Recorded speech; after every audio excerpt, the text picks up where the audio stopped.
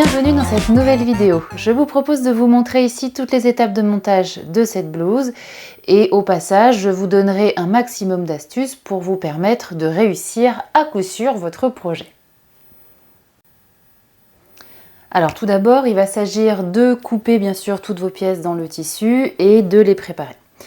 Donc au moment de couper, pensez bien à reporter les crans qui sont indiqués sur le patronage. Donc un cran, c'est une fente réalisée dans la marge de couture, donc de quelques millimètres, comme ici par exemple. Et c'est un repère qui nous servira au moment du montage. Voilà, comme là par exemple sur la tête de manche. Pensez également à marquer d'un cran le milieu des pièces qui sont coupées au pli. J'ai par exemple ici mon dos. Donc je marque l'encolure d'un cran, pas besoin de marquer le bas. Et sur cette version, j'ai décidé d'ajouter un volant d'encolure. Et donc ce volant-là étant coupé au pli, là aussi, j'ai marqué son milieu d'un cran. À l'étape de la coupe, pensez également à reporter les repères selon les variations que vous avez choisies.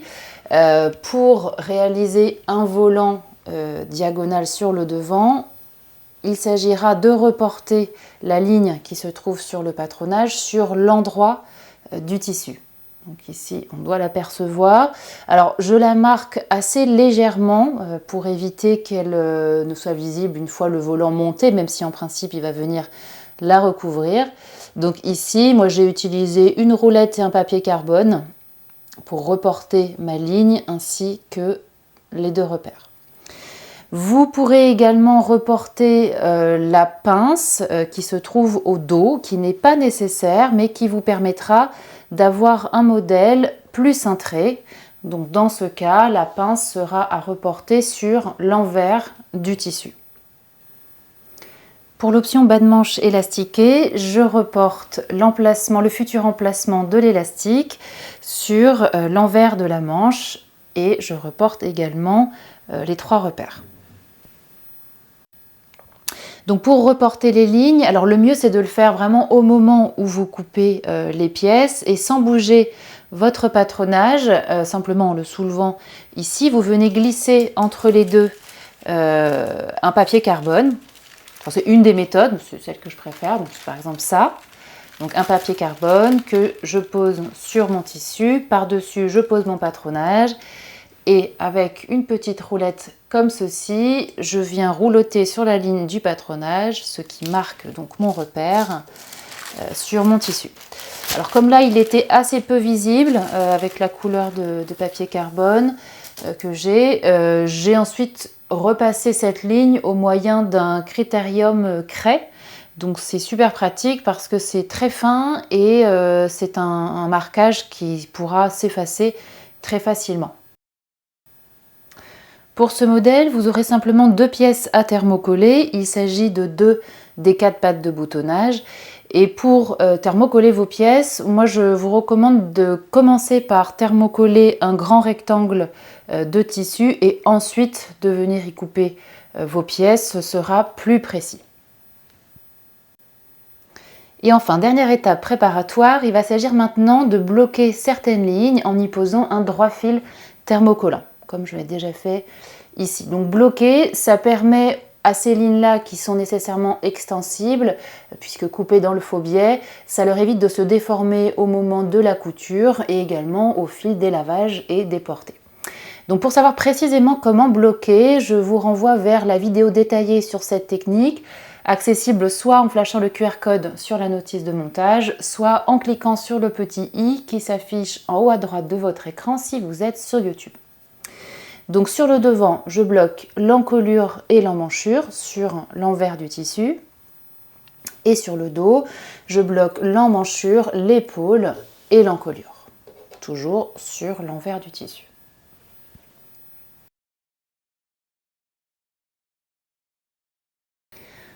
Pour l'option volant diagonal sur le devant, donc la première chose à faire, comme je vous en parlais dans les étapes préparatoires, c'est donc de reporter la ligne que vous retrouvez sur le patronage ainsi que ces deux repères sur l'endroit du tissu.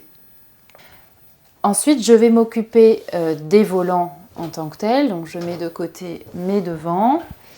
Et j'ai commencé ici sur mon volant, donc sur la ligne qui ne comporte pas de cran. Donc mes crans sont de ce côté-là uniquement. Sur celle-ci, je n'ai pas de cran. Donc j'ai commencé par réaliser une couture droite, classique, à 5 mm du bord, sur tout long. Et ensuite, je me suis aidée de cette ligne pour précasser, donc sur 5 mm, puisque j'ai piqué à 5 mm. Donc précasser, c'est-à-dire plier vers l'envers et marquer le pli au fer. Donc vraiment, la ligne de couture est très aidante pour marquer ce repli. Ensuite, je vais pouvoir marquer un deuxième repli exactement de la même largeur. Donc, je commence par une extrémité et j'avance progressivement, là aussi avec mon fer à repasser, pour la marquer sur toute la longueur, ce que j'ai déjà fait de l'autre côté, enfin sur l'autre volant ici. Donc elle a bien été précassée 2 fois. Maintenant, je vais pouvoir surpiquer cet ourlet en piquant à 3 mm du bord sur tout le long. Donc voilà ce que ça donne une fois que mon double repli de 5 mm a été surpiqué. Ensuite, de l'autre côté, donc cette fois-ci sur le côté qui comporte l'écran, j'ai précassé sur 1 cm. Donc pour précasser, moi j'ai un outil très pratique que vous connaissez bien si vous avez eu l'habitude de mes vidéos. Donc c'est un couturomètre, tout simplement un report dégraduation d'une règle sur un morceau de carton qui permet de pouvoir passer le fer à repasser directement par-dessus. Donc je le positionne ici, je plie mon tissu sur le repère 1 cm et je repasse. Ensuite, j'ai positionné une épingle, comme on voit là, au niveau de chaque cran. Donc j'en ai 2. Ça va me permettre de m'aider au moment de l'assemblage du volant sur la blouse. Ensuite, j'ai coupé un morceau de laminette à la longueur indiquée sur la notice de montage. Donc de la laminette, c'est un élastique très fin, particulièrement utilisé dans la lingerie ou le maillot de bain. L'intérêt, c'est justement qu'il soit très fin tout en étant bien élastique. Alors il en existe de différents types. Ici, vous avez ma version préférée parce qu'elle est bien élastique et bien solide. Mais sinon, vous avez aussi de la laminette transparente qui est encore plus fine. Donc là, ça peut être pas mal, à condition qu'elle soit suffisamment élastique. Et sinon, il en existe aussi de la noire, comme ceci, mais là, on n'est pas dans la bonne largeur, il nous faut une largeur de 5 mm. Donc l'intérêt de la laminette, c'est de pouvoir très facilement froncer cette bande et répartir uniformément les fronces. Donc je vais commencer par l'épingler à chaque extrémité. Donc ici, sur l'angle droit, c'est l'épaule, donc je commencerai par cette couture-là et je la positionne bord à bord, le long, bord à bord avec le repli de 1 cm. Donc je l'épingle ici. Au niveau de l'épaule, donc là, je vais piquer mon élastique à plat sur 1,5 cm. Puis, donc je vais l'étirer, enfin je vais en tout cas l'épingler bord à bord, toujours à l'autre extrémité.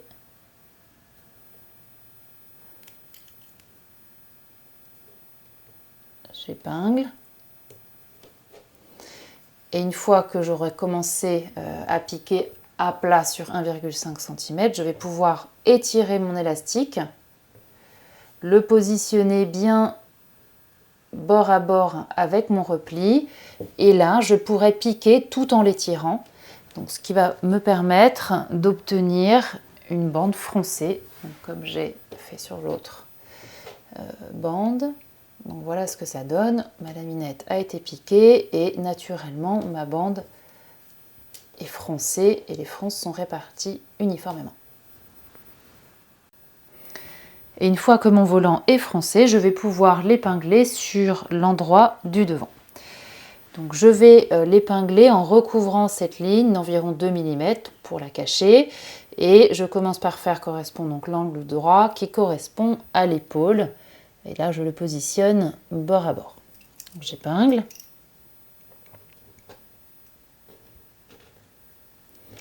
Ensuite, je fais correspondre les épingles du volant avec les repères, reportés sur le devant, toujours en laissant dépasser mon volant d'environ 2 mm.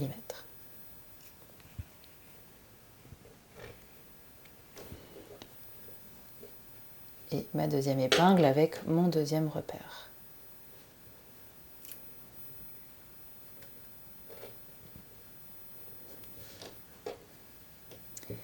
Et enfin ici, l'extrémité qui va le long du milieu devant.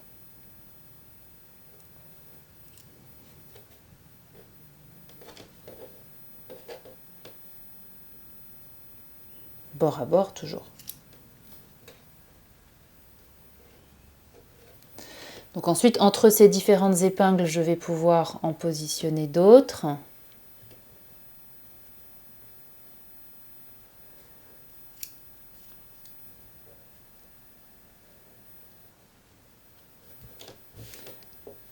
Voilà, j'en positionne vraiment autant que je souhaite, puisque ce ne sera pas gênant pour piquer dans la mesure où, enfin à condition qu'elle soit bien positionnée perpendiculaire à la future couture.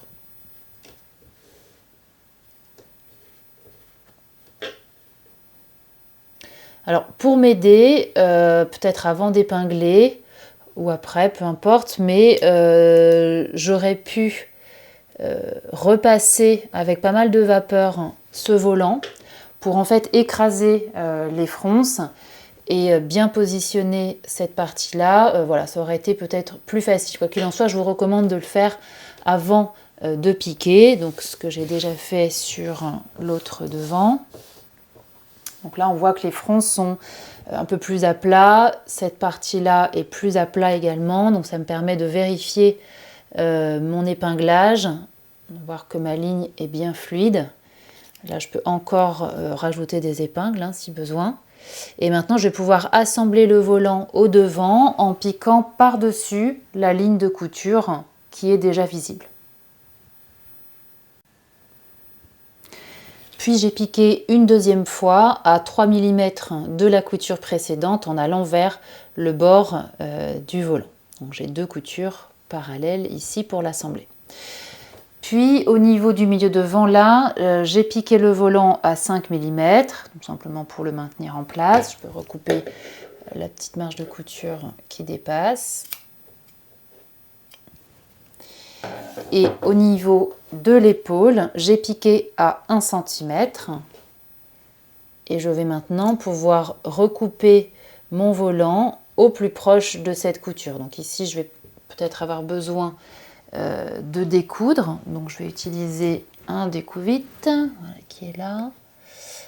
Donc j'avais piqué jusqu'en haut. Donc je vais pouvoir découdre sur un petit centimètre.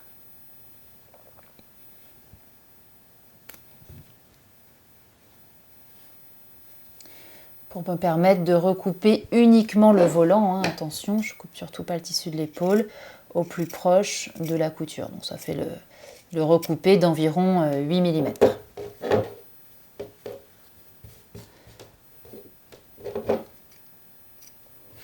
Voilà, et maintenant je peux retirer toutes les épingles.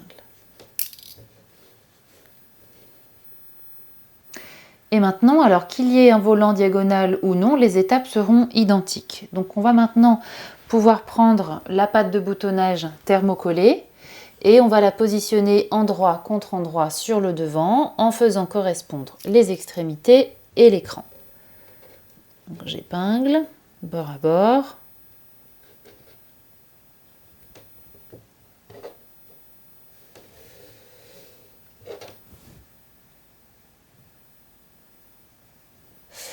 Et ensuite, je vais pouvoir piquer à 1 cm sur tout le long. Et après avoir assemblé ma première patte endroit contre endroit, j'ai positionné la deuxième patte non thermocollée sur la première, donc de la même façon bord à bord en faisant correspondre les extrémités et l'écran. Là aussi, j'ai piqué à 1 cm. Puis ensuite, au fer, j'ai plaqué les deux marges de couture vers la patte de boutonnage. Maintenant, je vais pouvoir sous-piquer la dernière marge de couture que je viens de réaliser sur la patte de boutonnage extérieure. Donc sous piqué, c'est-à-dire qu'en fait je vais réaliser une piqûre qui va permettre de plaquer la marge de couture sur la patte de boutonnage non thermocollée pour lui permettre de mieux se positionner une fois remise sur l'endroit. Donc je vais piquer ici à 2 mm de la couture précédente côté patte de boutonnage. Donc voilà la sous-piqûre qui a été faite, donc du coup elle se positionne côté patte de boutonnage extérieur, donc tout le long. Ensuite j'ai précassé le bord de ma patte sur 8 mm, donc toujours à l'aide du couturomètre et du fer à repasser. Puis donc je laisse le pli marqué, j'ai replié ici le long de la couture d'assemblage de mes deux pattes. Toujours à l'aide du fer à repasser, je positionne l'ensemble bien à plat. Maintenant, pour la suite, notamment au niveau de l'encolure, je vais replier endroit contre endroit le long de ce pli que je viens de précasser, simplement sur quelques centimètres.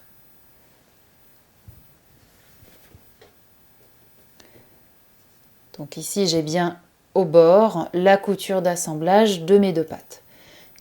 Et là, simplement, je positionne une épingle pour la maintenir comme ceci, le temps de faire la finition de l'encolure.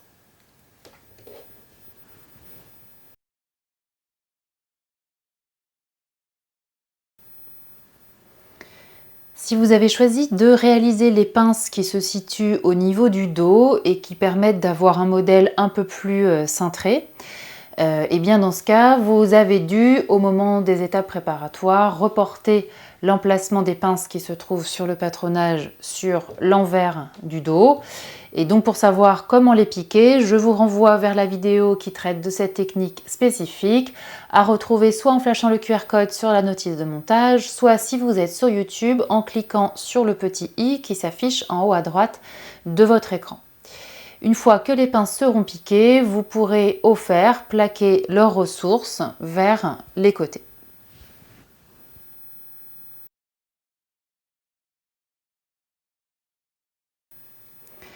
Et maintenant, on va pouvoir assembler les épaules du dos et du devant au moyen d'une couture anglaise. Alors pour tout savoir sur cette technique, je vous renvoie vers la vidéo détaillée qui lui est dédiée, à retrouver soit en flashant le QR code de la notice de montage, soit toujours en cliquant sur le petit i en haut à droite de votre écran si vous êtes sur YouTube. Alors dans les grandes lignes, ça consiste à réaliser deux coutures. La première à 8 mm en positionnant les pièces envers contre envers. Donc là je fais correspondre les extrémités et j'épingle. Donc la première couture se réalise à 8 mm, donc soit avec une surjeteuse et 3 fils. Donc dans ce cas, vous rasez 3 mm puisque le surjet mesure 5 mm, soit avec une piqueuse plate, machine à coudre classique, vous piquez à 8 mm, puis vous diminuez de moitié la marge de couture. Et donc ici, ma première couture a été faite, j'ai ouvert au fer. Et maintenant, je vais pouvoir replier le long de cette couture pour renfermer la première marge de couture dans une autre couture. Et je vais maintenant pouvoir piquer à 6 mm.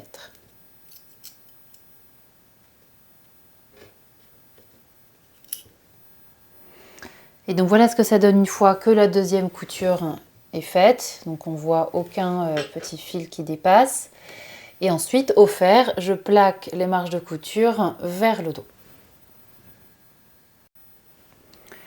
Pour l'option volant d'encolure, je vais commencer par positionner les deux épaisseurs du volant endroit contre endroit et je vais les épingler au niveau de la ligne courbe. Donc, elles ont exactement la même forme, donc je fais correspondre les extrémités, le cran du milieu de cette pièce qui était coupée au pli et l'autre extrémité. Ensuite, je vais pouvoir piquer à 1 cm en suivant exactement la forme du pourtour. Donc, c'est-à-dire que je vais piquer ici sur la ligne droite à 1 cm du bord, puis sur toute sa longueur de la ligne courbe à 1 cm. Et pour terminer là de l'autre côté en redescendant là aussi à 1 cm du bord. Et une fois que la couture est faite, je vais pouvoir réduire cette marge de couture de moitié sur tout le tour.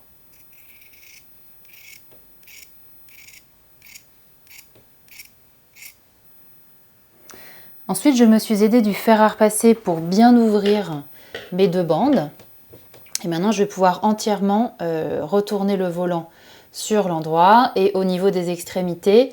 Alors, dès qu'il y a un angle, moi j'aime bien plier sur la couture. Donc, je plie simplement, j'écrase avec mes doigts. Et ensuite, je tiens cette marge de couture et je la pousse vers l'endroit, ce qui m'aide à former un plus bel angle.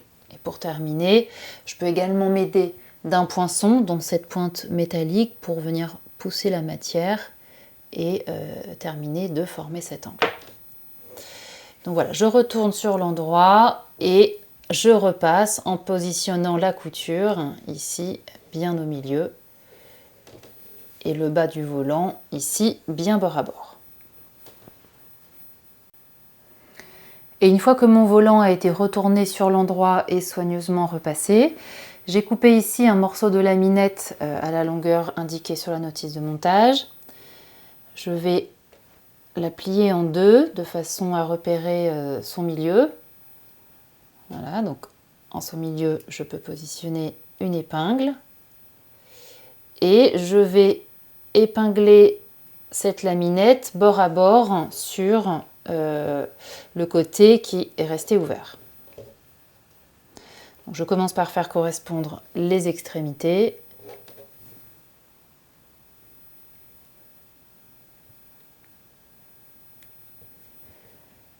Puis ici le cran du milieu.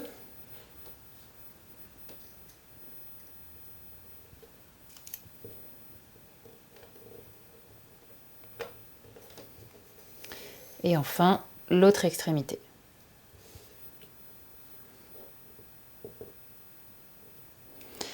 Donc je vais d'abord piquer l'élastique à plat sur environ 1 cm. Puis je vais pouvoir piquer tout en l'étirant et en le positionnant bord à bord sur mon volant. Et donc voilà ce que ça donne une fois que la laminette est piquée. Donc mon volant s'est automatiquement froncé, les fronces ont été très bien réparties, donc c'est tout l'avantage de cette technique de piquer un élastique à la place d'un fil de fronce. Alors simplement, j'ai oublié de vous dire avant de piquer l'élastique, de positionner une épingle au niveau de chaque cran, mais si vous ne l'avez pas encore fait, mais ne faites pas cette erreur comme moi. Commencez par positionner une épingle au niveau de chaque cran avant de piquer la laminette. Sinon, c'est pas grave, on peut toujours le faire maintenant. Donc voilà, je retrouve mes crans.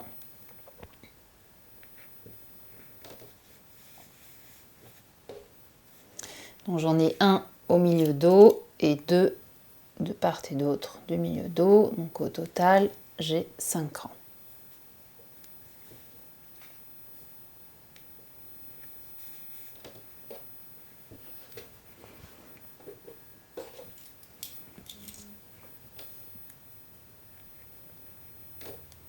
Voilà.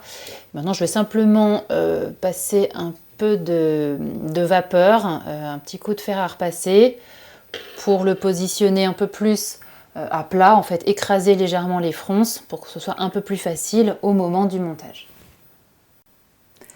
Et maintenant, je vais pouvoir positionner le volant sur l'encolure, donc envers du volant avec l'élastique sur l'endroit de l'encolure. Je vais commencer par faire correspondre l'écran avec les épingles. Donc je retrouve ici mon épingle du milieu dos. Et je vais l'épingler, attention, non pas bord à bord, mais en laissant dépasser le volant de 5 mm, en fait, de la largeur de l'élastique. Donc ici, le cran correspond à l'épingle. le volant dépasse de la largeur de l'élastique. Donc ici, j'épingle. Et je vais faire tout le tour de cette façon. Donc là, j'ai l'épingle suivante qui correspond à l'épaule.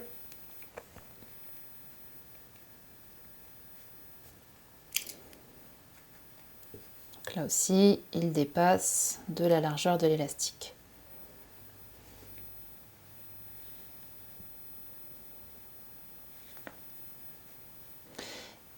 Et entre chaque épingle, je vais pouvoir en positionner un peu plus et autant que je souhaite.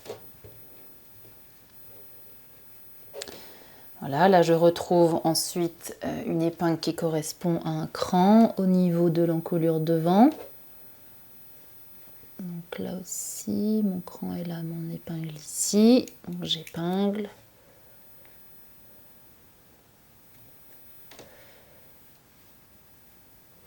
Et enfin, au niveau du devant, eh bien, l'angle du volant doit correspondre avec l'extrémité repliée de la patte de boutonnage. Voilà, donc je continue cet épinglage sur tout le tour en mettant autant d'épingles que je souhaite. Et ensuite, je vais pouvoir piquer à 1 cm du bord. Et attention, ici au niveau de l'extrémité, je vais commencer par désépingler la patte de boutonnage. Je l'ouvre et je vais positionner mon volant d'encolure à l'intérieur. Donc il doit s'arrêter pile sur la couture d'assemblage des deux pattes de boutonnage, donc toujours en dépassant de la largeur de l'élastique, donc 5-6 mm. Donc là, je l'épingle et c'est bien par-dessus le volant que je vais pouvoir replier à nouveau ma patte de boutonnage. Donc toujours en pliant sur la couture d'assemblage des deux pattes.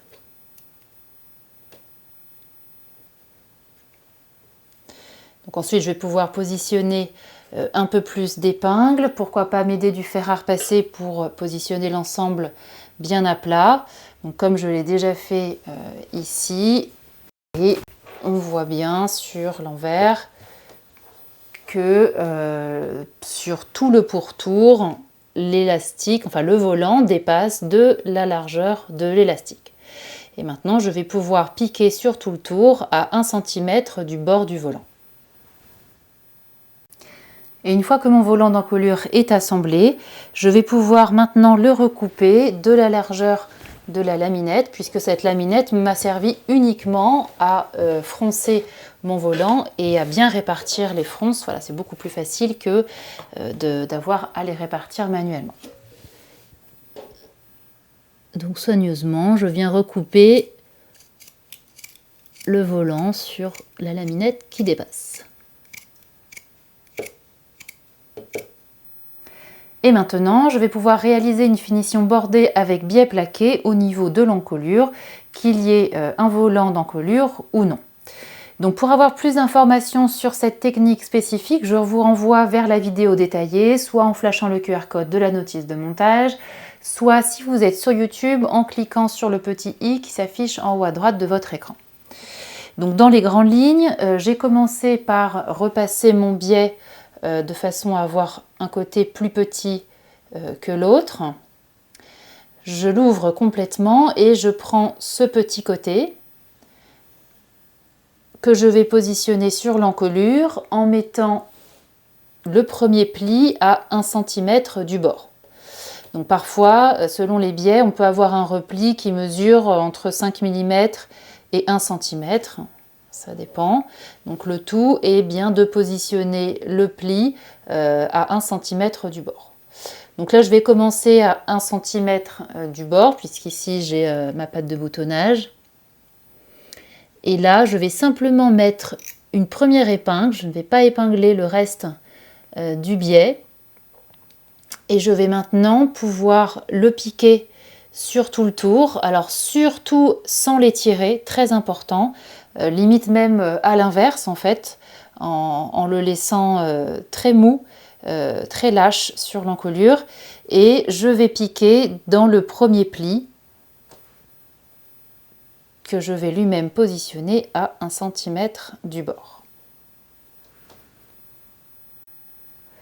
Donc voilà la première piqûre d'assemblage du biais qui a été faite. Donc je me suis arrêtée à 1 cm de chaque extrémité. Maintenant, je vais pouvoir réduire sa largeur d'un quart. En fait, je vais recouper sur le dernier pli du biais. Ça va me permettre d'éviter les surépaisseurs. Donc, je recoupe le biais d'un quart sur toute sa longueur. Donc, attention à ne pas couper le volant au passage.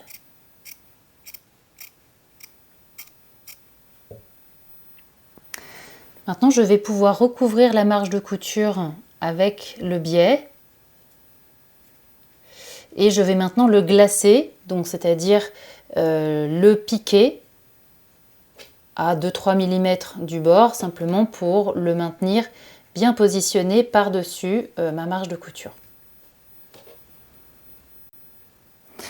Et donc voilà mon biais qui a été positionné par-dessus la marge de couture, puis glacé, donc c'est-à-dire piqué en place. Maintenant, aux extrémités, je vais piquer dans le prolongement de la couture d'assemblage du biais, donc ce que j'ai déjà fait ici. Puis je vais pouvoir dégager les angles, c'est-à-dire je vais couper en biais, sans couper la couture, simplement pour diminuer les surépaisseurs. Maintenant, je vais pouvoir positionner les pattes de boutonnage sur l'endroit, donc je vais les retourner. Donc je commence par plier le long de la couture. Et je pousse pour les retourner. Donc, je vais là encore m'aider de mon poinçon qui est là pour pousser un peu la matière et avoir un angle propre et joli. Donc pareil de l'autre côté.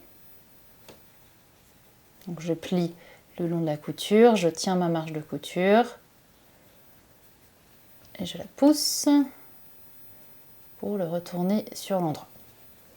Maintenant, je vais pouvoir m'aider du fer à repasser pour plaquer la marge de couture, le biais sur l'envers du vêtement. Et donc, le volant dans le prolongement du dos et du devant.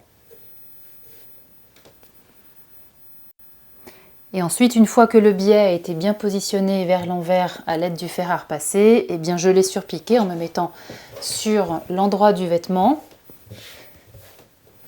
Je l'ai surpiqué à 7-8 mm sur tout le tour, donc patte de boutonnage comprise, et je vais d'un côté à l'autre extrémité.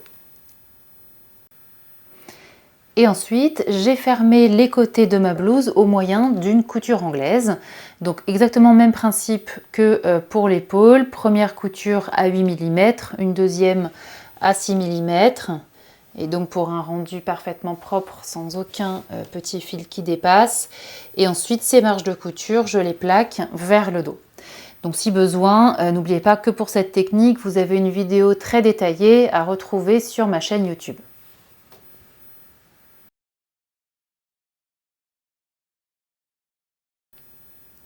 Pour les manches, j'ai commencé, comme ici, à piquer un fil de fronce dans la marge de couture, donc à 7-8 mm du bord, entre les crans les plus éloignés du cran de tête de manche, qui est là.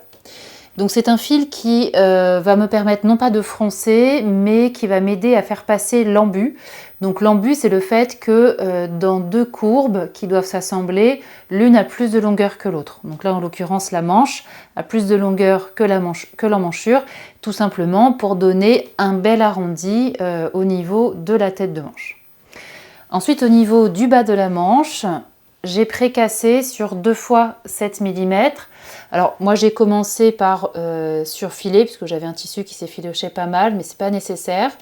Donc j'ai précassé une première fois à l'aide du fer sur 7 mm, puis une deuxième fois sur 7 mm également. Puis je déplie les deux petits plis que je viens de marquer au bas de la manche pour fermer la manche au moyen d'une couture anglaise. Donc même technique que pour l'épaule ou la couture de côté, et là aussi je vous renvoie vers la vidéo détaillée sur ma chaîne YouTube si besoin. Ensuite, cette marge de couture, je la plaque vers le devant et sur la manche, je repère le devant au moyen des crans puisque un cran double, c'est-à-dire 2 crans assez rapprochés, comme ici, correspondent au devant. Ensuite, je me suis aidée du fer pour reformer le double repli que j'avais prémarqué au bas de la manche. Et maintenant, je vais pouvoir le surpiquer à 5 mm de façon à former cet ourlet. Donc, ce que j'ai déjà fait sur l'autre manche. Donc, voilà mon ourlet du bas de manche qui est terminé. Et petite précision, pour piquer l'ourlet, il va être plus facile de remettre la manche sur l'endroit et de positionner le pied de biche à l'intérieur, donc directement ici pour piquer sur tout le tour. Pour l'option bas de manche élastiqué, j'ai commencé par couper un élastique à la longueur voulue selon la taille de ma blouse et comme indiqué sur la notice de montage. Ensuite, j'ai superposé les 2 extrémités de l'élastique sur 1 cm et j'ai piqué de façon à former un cercle.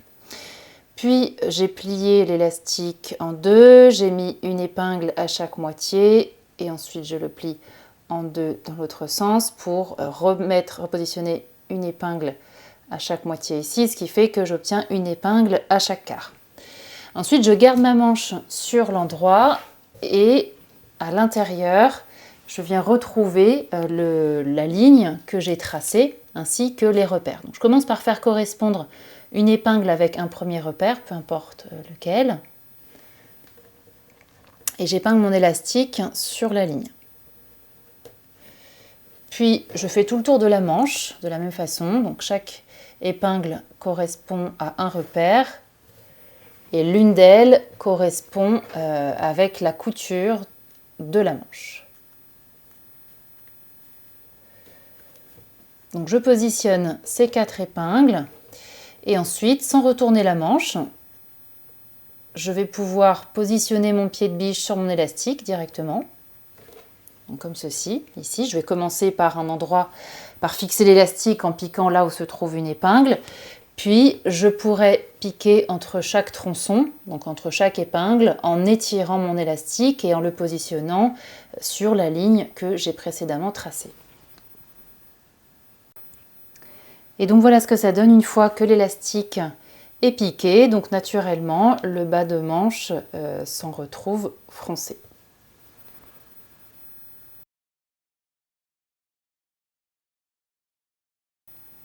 Puis maintenant, je vais pouvoir assembler les manches sur le buste. Donc je garde ma manche sur l'endroit, buste sur l'envers et je la passe à l'intérieur pour aller faire correspondre l'écran et les coutures. Et je positionne les épingles côté manche. Alors pour savoir précisément comment assembler cette manche, je vous renvoie là encore vers la vidéo détaillée sur cette technique. Donc toujours accessible soit en flashant le QR code de la notice de montage, soit en cliquant sur le petit i si vous êtes sur YouTube qui s'affiche en haut à droite de votre écran. Mais dans les grandes lignes, donc je positionne mes épingles côté manche. Je commence par faire correspondre l'écran, la couture du dessous de bras avec le côté. Donc je fais tout le tour pour positionner au moins une épingle à chaque cran. Et ensuite, je vais pouvoir tirer sur les fils de fronce de façon à ce que les longueurs se correspondent. Je positionnerai plus d'épingles. Et au moment de piquer, je ferai en sorte que le fil de fronce ne marque pas les fronces, mais simplement que le surplus passe dans la couture, voilà, sans fronce visible.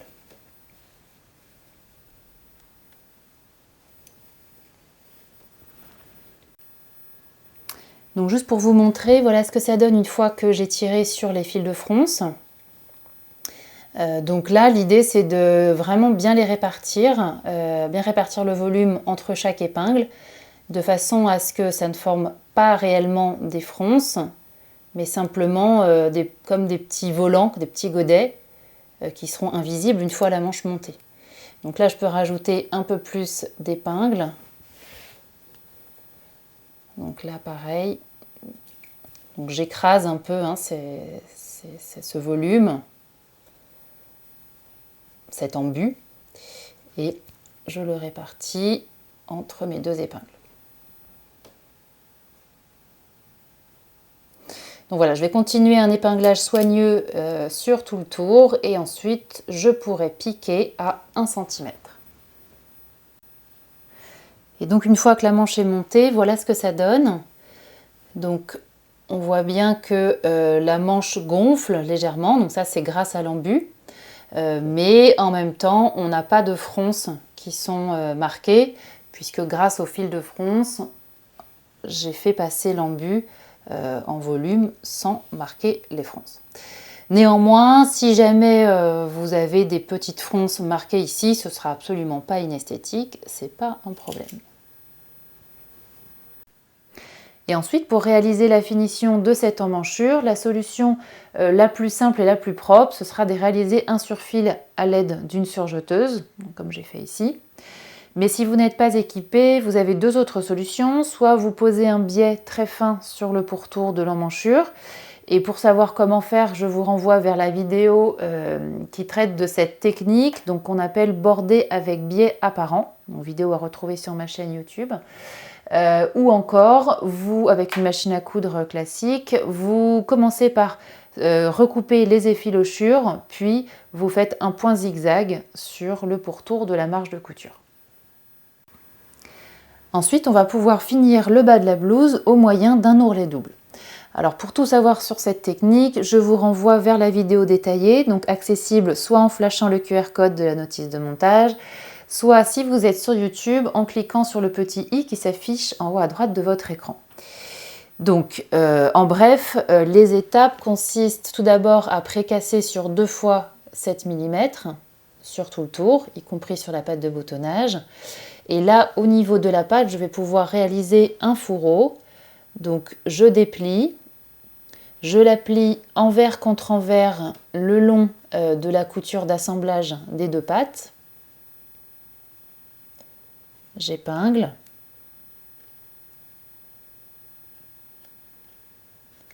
Et je laisse le pli extérieur marqué.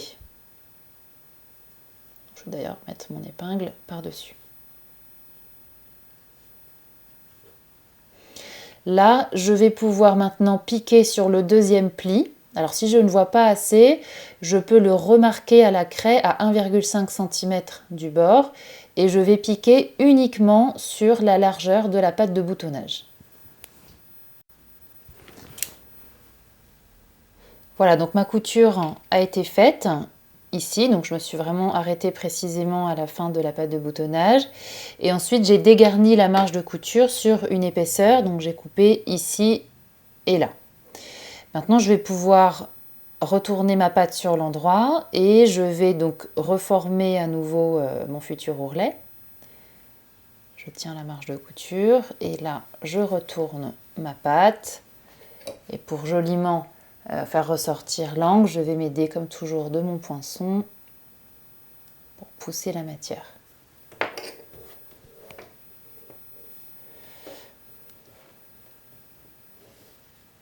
Voilà, si besoin, je peux toujours m'aider du fer à repasser pour bien positionner l'ensemble, quitte à mettre une épingle également. Et maintenant, donc, je vais retrouver les plis que j'ai marqués au niveau de l'ourlet. Donc je fais pareil sur les deux pattes de boutonnage. Et je vais pouvoir le surpiquer à 5 mm en démarrant à l'extrémité de la patte de boutonnage et en allant jusqu'à l'autre extrémité. Et donc voilà ce que ça donne une fois que l'ourlet a été surpiqué. Donc ici, au niveau de la patte, la finition est parfaitement propre et mon ourlet est bien piqué sur tout le tour. Alors avant-dernière étape, je vais maintenant pouvoir refermer mes pattes de boutonnage, la fixer du moins. Pour cela, j'ai commencé par repasser ma patte bien à plat avec de la vapeur. Je vais pouvoir l'épingler à quelques endroits. Et je vérifie bien qu'elle doit dépasser la couture d'assemblage de la première patte. Mais en principe, ça le fait spontanément. Voilà, et maintenant je vais me mettre sur l'endroit du vêtement pour piquer dans le sillon de la couture et je retirerai les épingles avant d'arriver dessus de façon à avoir une surpiqûre plus nette. Donc je pique tout le long dans le sillon de la couture d'assemblage de la patte avec le devant.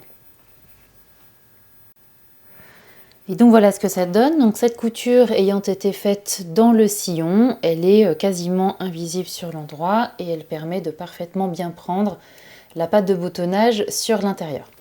Maintenant, dernière chose, il ne vous reste plus qu'à réaliser les boutonnières sur le côté droit de la blouse. Donc on commence par positionner la première, alors il faut l'essayer la blouse au niveau du saillant de la poitrine, donc au plus large de la poitrine. Donc on va dire que ce sera à peu près ici.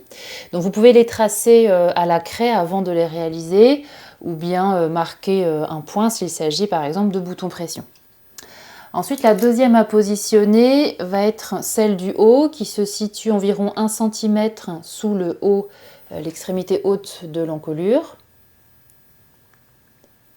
Et ensuite, les 5 autres, puisqu'il y en a 7 généralement sur le devant d'une chemise, une blouse, sont à répartir uniformément. Donc je calcule le milieu entre ces deux-là et je mesure précisément pour qu'elles soient bien réparties. Et donc cette distance-là, je la reporte jusqu'en bas de la blouse. Donc il faut mieux le faire avec une règle. Là, je le fais à la va-vite, on va dire. Et voilà. Une fois que j'ai positionné mes épingles, et en bas, je m'arrête à environ 5-6 cm du bas. Ça va dépendre de comment je tombe en fonction de cette distance-là. Votre blouse est maintenant terminée. J'espère que cette vidéo vous a plu, que votre cousette est bien réussie, que vous êtes fiers de vous et que vous avez appris plein de choses. Je vous dis à bientôt pour un nouveau modèle.